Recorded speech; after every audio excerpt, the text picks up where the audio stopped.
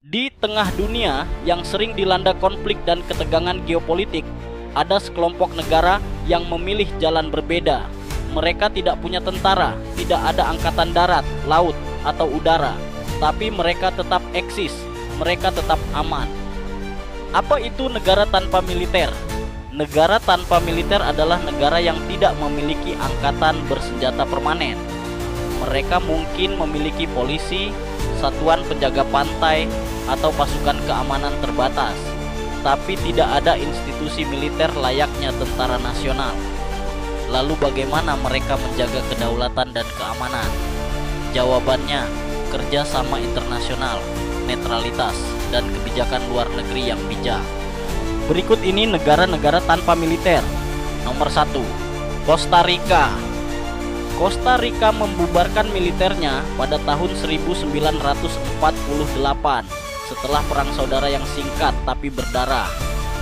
Presiden saat itu, José Figueres Ferrer, memutuskan untuk mengalihkan dana militer ke pendidikan dan kesehatan.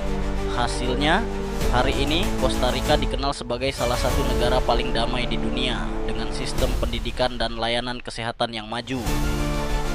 Nomor 2, Islandia. Islandia, negara pulau yang dingin dan damai ini, tidak memiliki militer sejak berdiri sebagai negara merdeka.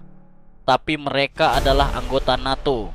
Keamanannya dijamin lewat aliansi militer internasional, dan ada perjanjian pertahanan khusus dengan Amerika Serikat. Nomor 3, Liechtenstein. Liechtenstein menghapus angkatan bersenjatanya sejak 1868 karena alasan keuangan. Negara kecil ini tidak merasa perlu untuk memiliki tentara. Mereka hanya mengandalkan polisi untuk menjaga ketertiban umum. Dan selama lebih dari 1 abad, mereka baik-baik saja. Nomor 4, Vatikan. Vatikan, negara terkecil di dunia, tidak memiliki tentara nasional. Tapi mereka punya Garda Swiss, pasukan elit kecil yang dibentuk sejak abad ke-16 untuk melindungi paus dan wilayah Vatikan. Dengan populasi sekitar 800 orang, Vatikan mempercayakan perdamaian pada diplomasi dan netralitas internasional. Nomor 5, Panama. Panama membubarkan militernya pada tahun 1990 setelah rezim militer yang represif. Sejak saat itu, Panama memilih untuk tidak memiliki angkatan bersenjata. Keamanan negara ini dijaga oleh polisi nasional dan kerjasama internasional.